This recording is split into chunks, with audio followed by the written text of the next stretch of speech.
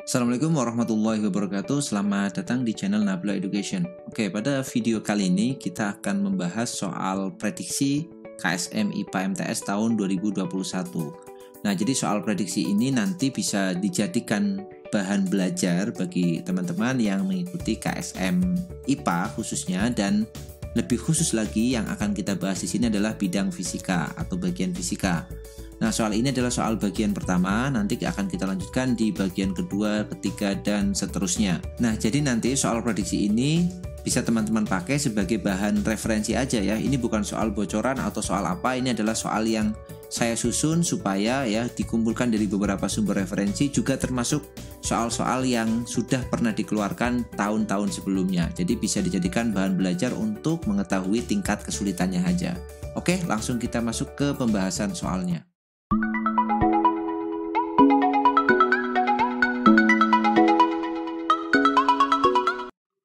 Ya, oke, bismillahirrahmanirrahim. Kita mulai dari nomor yang pertama. Kita baca dulu soalnya. Sesungguhnya kami menciptakan segala sesuatu menurut ukuran. Quran Surat Al-Qamar ayat 49. 4 orang peserta didik MTS melakukan serangkaian pengukuran berbagai besaran yang dituliskan pada sebuah tabel berikut. Jadi di situ ada 4 ya, I, J, K, L, peserta didiknya. Mereka melakukan pengukuran besaran massa, panjang, suhu, kuat arus, dan sebagainya. Datanya ditampilkan di tabel. Pertanyaannya adalah berdasarkan satuan SI atau sistem internasional, maka data dalam tabel tersebut yang benar adalah titik-titik. Kita lihat yang pertama, peserta didik I. Nah, peserta didik I itu dia melakukan pengukuran massa. Ingat, massa itu satuan internasionalnya atau satuan dalam SI-nya adalah kilogram. Betul, berarti ini massa dia kilogram dan diukur dengan neraca, berarti betul juga. Jadi yang I itu dia benar. Nah, ini benar. Kemudian yang J. Yang J melakukan pengukuran panjang. Panjang itu besaran pokok juga ya. Satuannya dalam SI itu meter. Nah, ini sentimeter, berarti salah. Alat ukurnya mistar, betul. Jadi dia salah satuan ya, maka yang J itu salah. Kemudian yang K, suhu. Suhu itu juga besaran pokok juga. Kemudian satuannya itu Kelvin, betul. Jadi suhu satuannya Kelvin itu betul. Alat ukurnya kalorimeter, salah. Karena suhu itu diukur dengan termometer. Kemudian yang L, ini berarti salah ya yang K. Kemudian yang L, kuat arus. Kuat arus itu satuannya ampere. A, betul. Alat ukurnya ampere meter. Ya, ini betul juga nih ampere meter.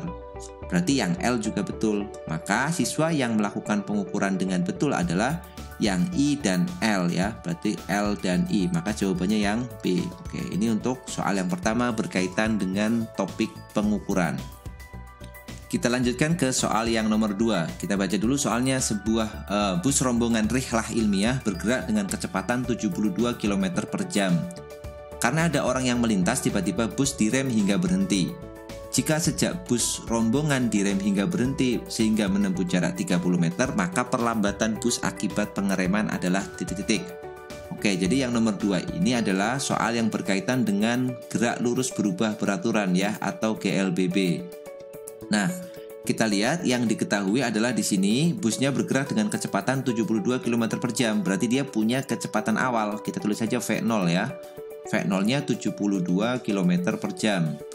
Nah, 72 km per jam ini kalau kita ubah ke dalam satuan SI, maka akan menjadi, udah tahu ya cara mengubahnya ya. Jadi 72 dikalikan 1 km itu 1000 meter, dibagi dengan 1 jam itu 3600 sekon. Ini sudah dalam meter per sekon. Atau kalau kita selesaikan, kita coret ya. Coret, dapat 2, jadi ini jadinya 20 meter per sekon. Oke, dia punya V0 ini. Kemudian busnya direm hingga berhenti. Nah, kalau berhenti berarti kecepatan akhirnya atau VT-nya itu kan 0. Dan menempuh jarak 30 meter, S-nya itu sama dengan 30 meter. Pertanyaannya adalah berapakah perlambatannya, A-nya. Nah, ingat dalam GLBB kita punya 3 persamaan ya. Yang pertama, persamaan kecepatan, jadi VT sama dengan V0 plus minus AT. Plus kalau dia dipercepat, minus kalau dia diperlambat ya. A-nya itu percepatan atau perlambatan, T-nya waktu, VT kecepatan akhir, V0 kecepatan awal. Kemudian persamaan yang kedua, persamaan jarak. S sama dengan V0 kali T plus minus setengah AT kuadrat. Dan persamaan yang ketiga itu persamaan kecepatan juga ya, Vt kuadrat sama dengan V0 kuadrat plus minus 2AS. Nah, di sini kita bisa pilih nih 3 persamaan ini yang akan kita pakai untuk menyelesaikan persoalan ini. Kita lihat di sini di soal itu tidak ada data yang berkaitan dengan waktu meskipun bisa dicari. Nah, karena nggak ada data yang berkaitan dengan waktu, maka akan lebih efisien kalau kita pilih persamaan yang ketiga. Karena kita tahu Vt-nya, tahu V0-nya, tahu S-nya, maka A langsung bisa dicari. Berarti kita bisa pakai persamaan ketiga ya. Kita kerjakan di sini. Berarti Vt kuadrat, Vt-nya itu 0, berarti 0 kuadrat ya 0. Sama dengan V0 kuadrat, V0-nya 20, berarti 20 kuadrat dikurang. Kenapa dikurang? Karena dia perlambatan di sini. 2 dikalikan dengan A dikalikan dengan S-nya itu 30. Nah, seperti ini. Berarti kita kerjakan 0 sama dengan 400 dikurang 60A.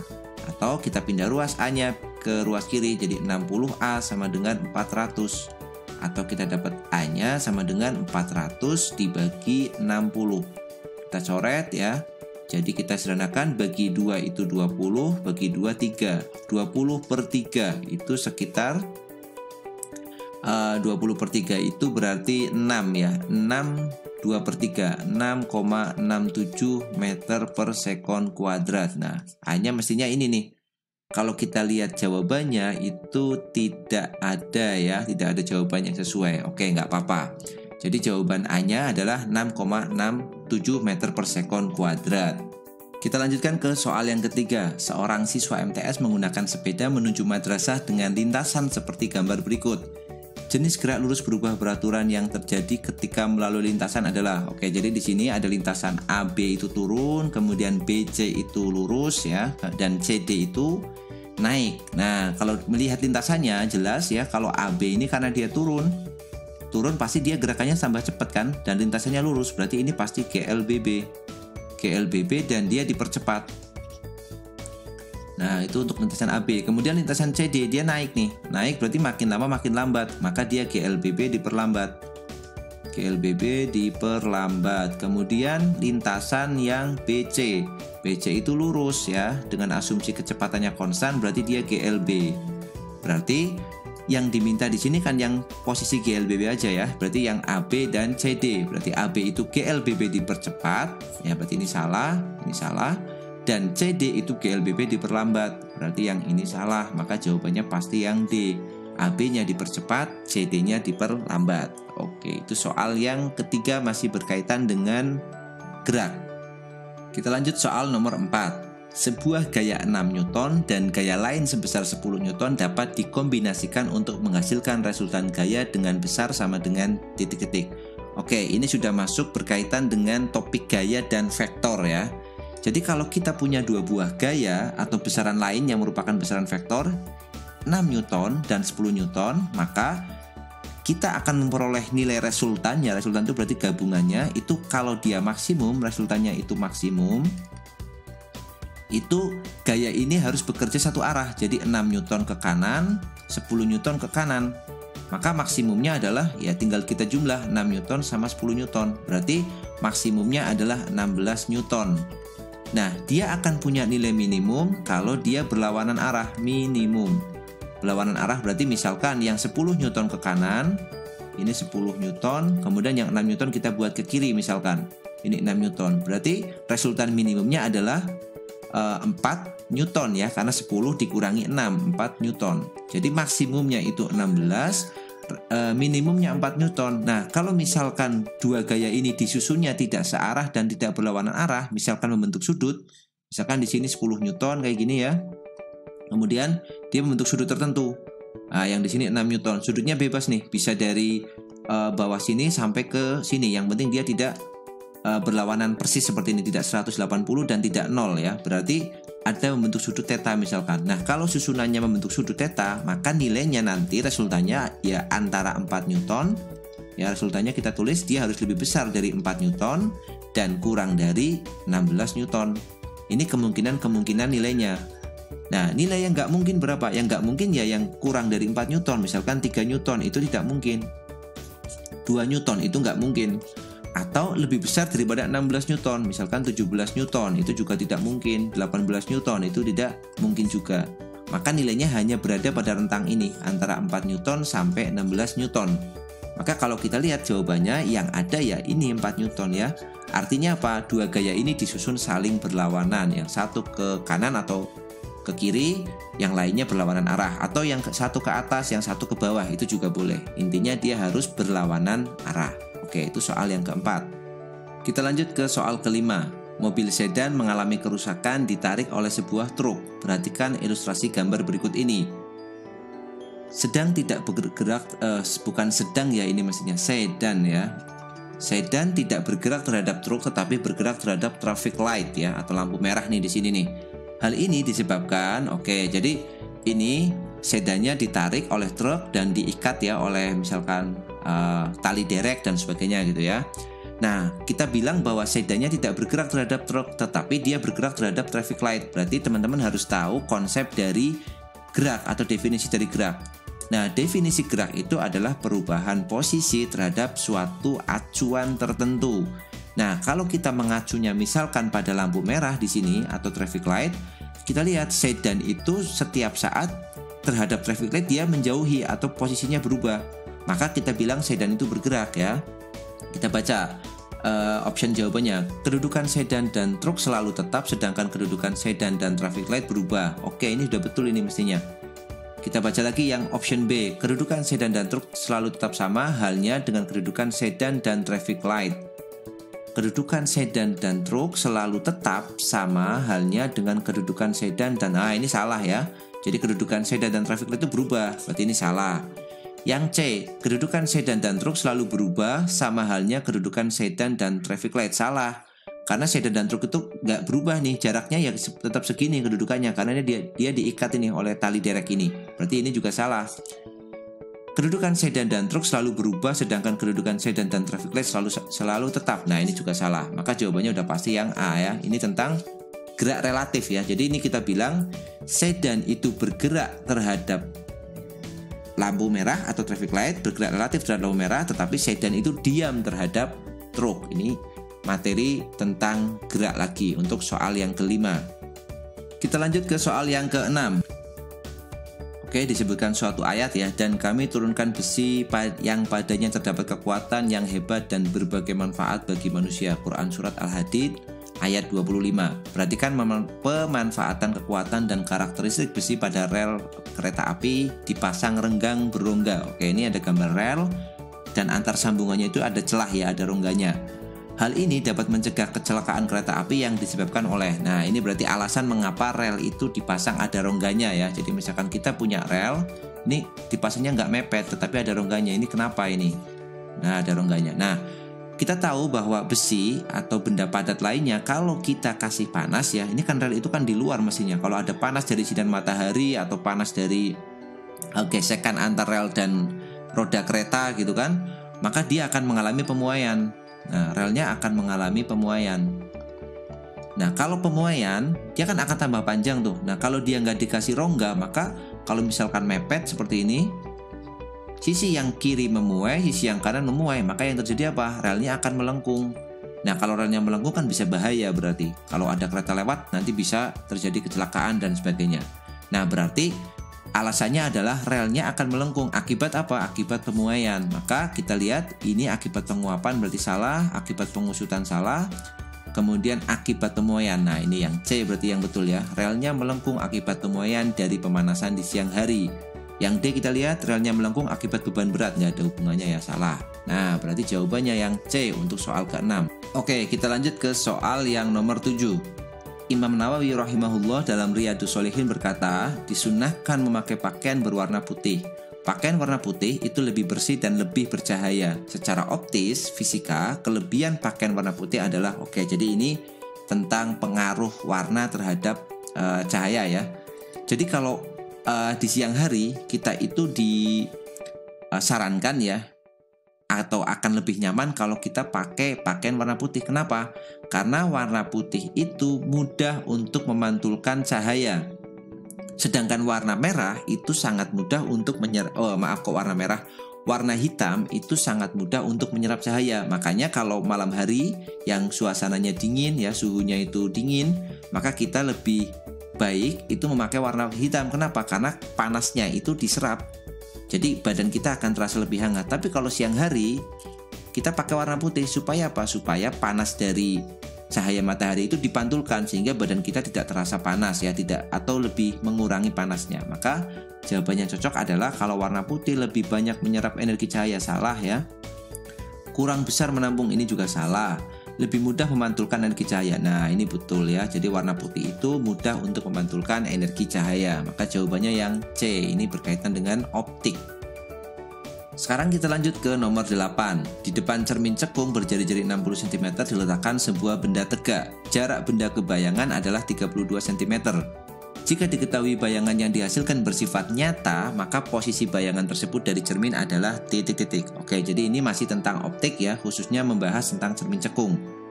Nah, di sini diketahui bahwa jari-jari kelengkungannya atau R-nya itu 60 cm.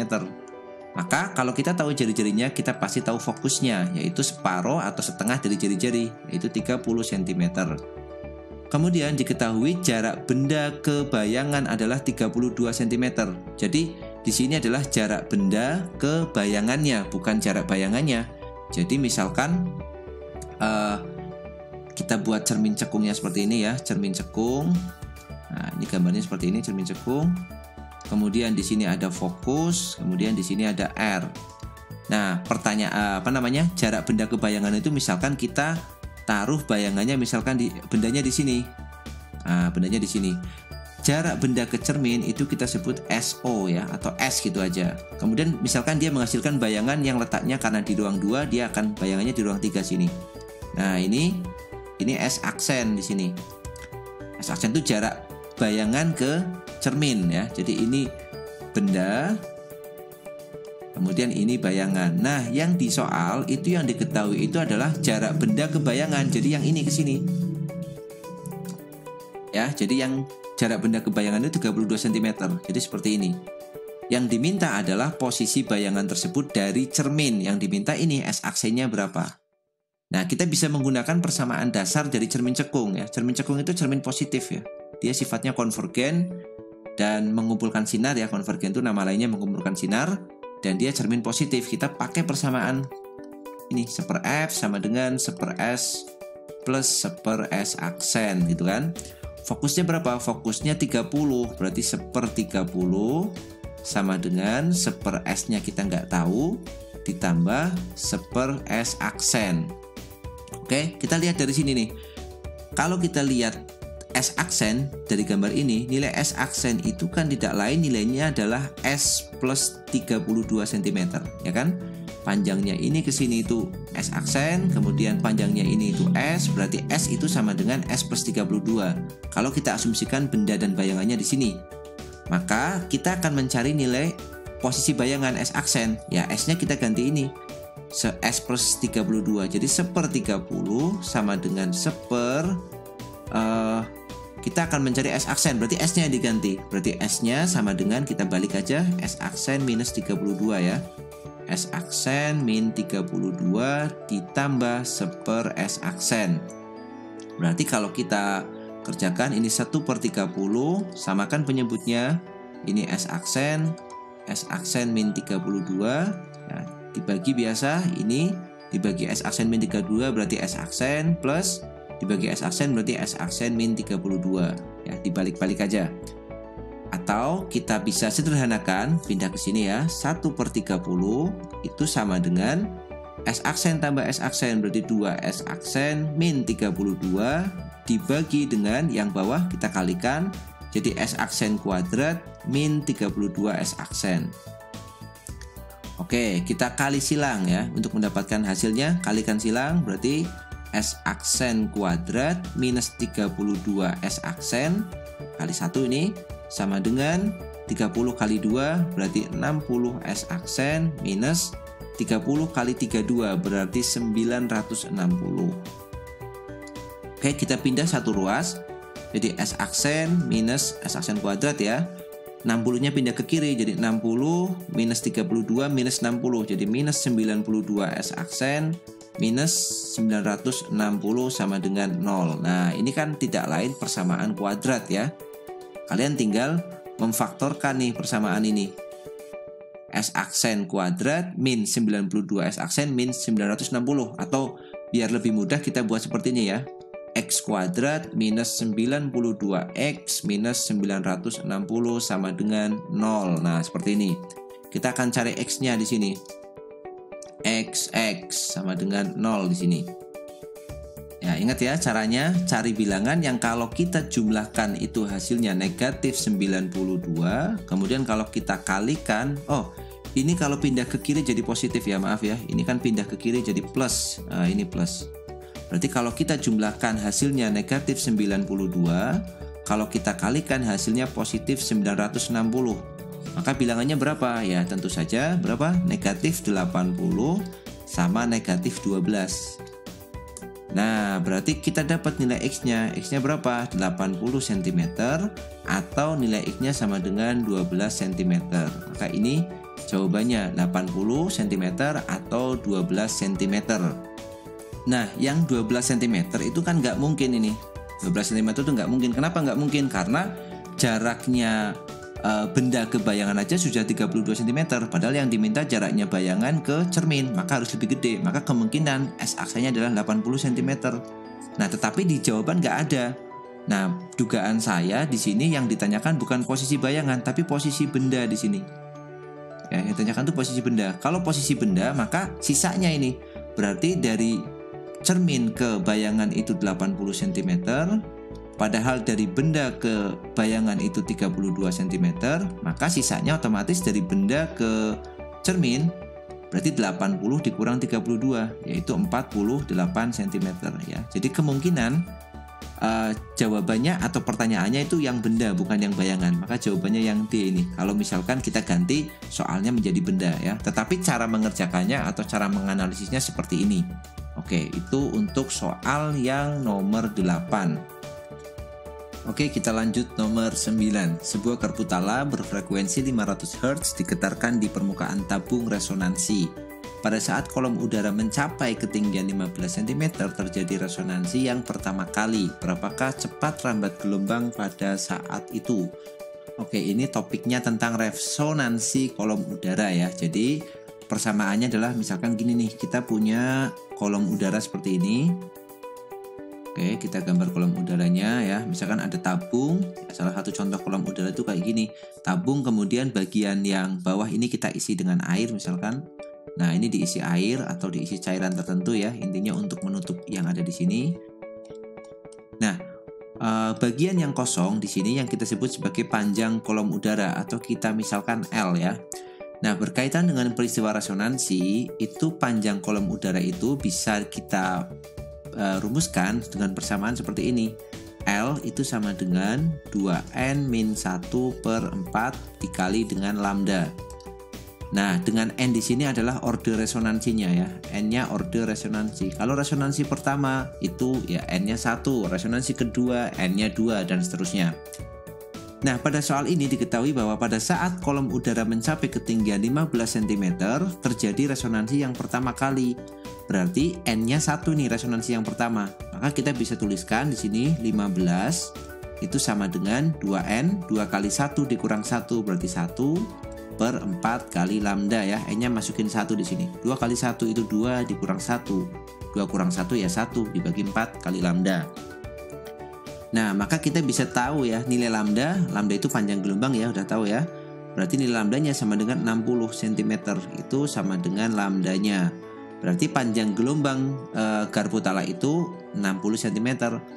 Dia punya frekuensi 500 Hz. Pertanyaannya berapakah cepat rambat gelombang bunyi? Nah, kita tinggal menggunakan persamaan yang kedua, yaitu persamaan kecepatan pada gelombang. Itu V sama dengan lambda dikali frekuensi. Lambdanya 60 cm ya, kita ubah dia ke dalam meter. Jadi 0,6 meter. Ya, ini kita ubah 0,6 meter dikali dengan frekuensinya adalah 500 Hz. Nah, berarti 0,6 dikali 500 sama dengan 300 meter per sekon. Berarti cepat rambat gelombang bunyi di situ adalah 300 meter per second. Jawabannya yang C. Oke, sekarang kita ke soal nomor 10. Dalam rangkaian di bawah ini, berapa besar arus listrik yang mengalir melalui resistor 2 ohm di bawah? Oke ya, jadi ini sudah masuk ke materi tentang listrik dinamis atau listrik arus arah ya. Nah, perhatikan yang harus teman-teman pahami di sini adalah sifat dari rangkaian ya. Ada rangkaian seri dan rangkaian paralel. Kalau kita perhatikan pada gambar ini, rangkaian 2 ohm dan 6 ohm serta baterai ini disusun secara paralel ya, paralel murni nih, nggak ada rangkaian serinya sama sekali. Maka kita gunakan sifat pada rangkaian paralel. Kalau pada rangkaian paralel itu tegangannya sama, V-nya sama. Nah, di sini dia paralel, tegangan yang ada di sumber itu 10 volt, artinya tegangan yang di sini dia juga akan 10 volt, sedangkan tegangan yang di 6 volt ini juga 6 ohm ini juga akan 10 volt. Nah, yang diminta kita mencari arus listrik yang mengalir pada 2 ohm di sini. Ya, kita tinggal menggunakan hukum ohm, V sama dengan I kali R ya. V-nya adalah 10 volt. Kemudian I-nya kita cari, resistornya berarti kita pakai yang 2 karena yang diminta yang 2 ohm di sini. Berarti kita dapat nilai I-nya sama dengan 10 dibagi 2 atau 5 ampere. Nah, maka jawabannya yang A. Nah, misalkan kita mau mencari yang di 6 ohm, ya kita tinggal aplikasikan dengan cara yang sama, yaitu V sama dengan I kali R. V-nya itu 10, I dikali R-nya di sini 6. Berarti I-nya sama dengan 10 per 6 atau 5 per 3 ampere. Seandainya yang diminta yang di 6 ohm. Oke ya, seperti itu. Nah, mungkin sampai nomor 10 dulu video pertama ini. Nanti jika ada kesempatan yang lain kita lanjutkan ke soal-soal prediksi berikutnya. Dan semoga video ini bermanfaat bagi teman-teman yang sedang mempersiapkan KSM tahun ini ya. Semoga hasilnya nanti bisa lebih maksimal, dipersiapkan dengan sebaik mungkin, dan bisa mendapatkan hasil yang diinginkan. Oke, terima kasih. Sampai jumpa di video selanjutnya. Assalamualaikum warahmatullahi wabarakatuh.